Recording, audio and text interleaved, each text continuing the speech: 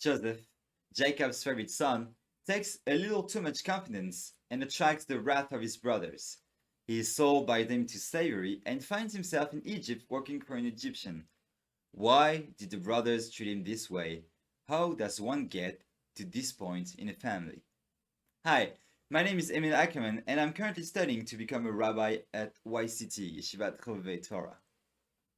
Jacob showed special affection for Joseph from the beginning because he was the son of Rachel, the one he wanted to marry first, his one true love.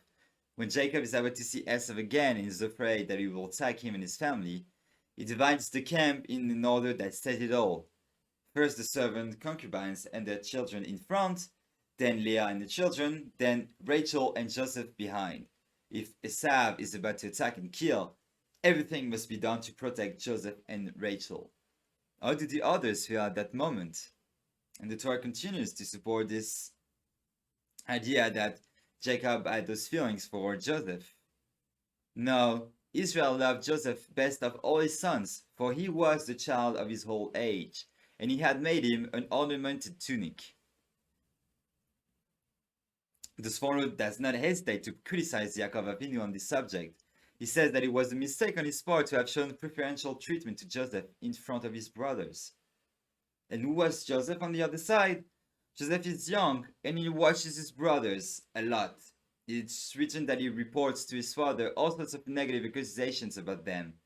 Joseph was young, handsome like his mother, carefree, and when he dreams that he will dominate his brothers like any other normal person, he tells his brothers. Here again, the Sforno says that it wasn't a very good idea, and it would have been more mature to keep these dreams to himself. Yes, according to the Midrash, it wasn't the first dream. There had been others, enough to weigh on the brothers. And the brothers, on the other hand, are not very receptive. What dynamic is created between the two?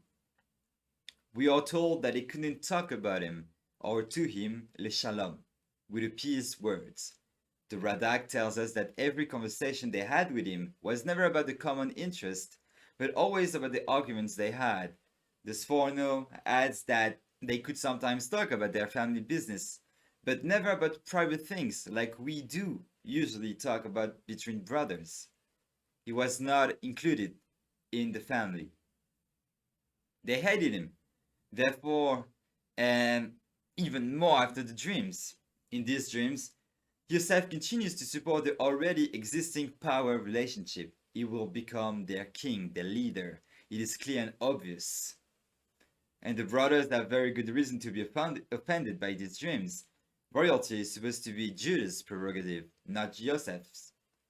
Would Joseph be willing to do anything to get the title, like his father did?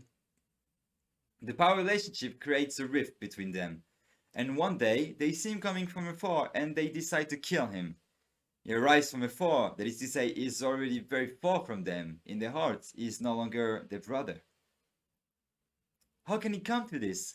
How can the great figures of Torah do such a thing? The Sforno asks this good question and says that they felt legitimately threatened by Yosef. If he was so greedy for power, then it must be that he was ready to do anything and even pose a moral danger. This power relationship that was set up by Jacob and continued by Yosef has therefore created a very problematic state of affairs. It may be interesting to compare this story with a similar story in Assyrian mythology, which comes much later. The son of Sancherib, the one who exiled the Jews, also had a favorite son of his second wife, to whom he vows that he will succeed to him on the throne. His name is Esarhaddon in English. But his older children, like you may guess, are not really in favor of this plan and will go so far as to assassinate Sancherib to prevent him from naming his successor. But Esarhaddon will still go and fight against his brothers, kill them all, and take the throne. This pagan version appears to be a failed version of the story of Yosef, which begins the same way but has a different ending. The toxic power relationship is there from the beginning, so what is the difference between the two stories? The difference is that Yosef will change over time. Joseph is first sold into slavery, humbled by force by his brothers. You wanted to be king, you will be the opposite, a servant. He works for Potiphar and must differentiate himself not by his status, but by his skills. And above all, he will resist a very strong temptation to sleep with his master's wife. The symbolism of sleeping with the chief's wife is very strong. Someone who is attracted to power cannot resist it. It is, even in Joseph's environment, the most powerful act that he could do if he wanted power. The Midrash tells us that Potiphar's wife tried to seduce him for a whole year, and he resisted. How did he resist?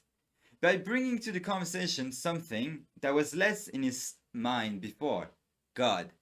The Midrash tells us that in every discussion with Potiphar's wife who tried to convince him to give in, Joseph saw by God. God will save him, God will heal him. And when he is thrown in jail on the false accusation of rape, who will he swear by when he interprets the dreams of his fellow prisoners? God. So it seems that a balance has been restored in Joseph's mind. He no longer has idea of dominion, but a clear vision of the true source of power, which separates him from the vanities of the world. This is also why the very end of the story, when he reveals himself to his brothers, he says, "Don't worry, I don't blame you. It is the hand of God behind all these events," which can also mean, I only have this position of vice king because I no longer desire it. I put God at the top of my system, and I grew up through my painful experiences.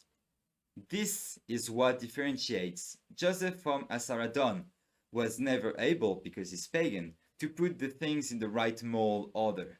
And once again, idolatry poisons the relations between men and reverses the moral order and gives rise to atrocities, this time the killings of the father and the brothers.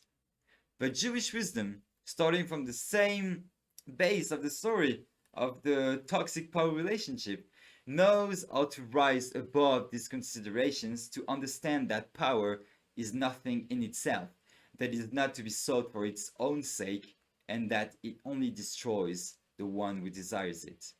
Shabbat Shalom and Good Shabbos.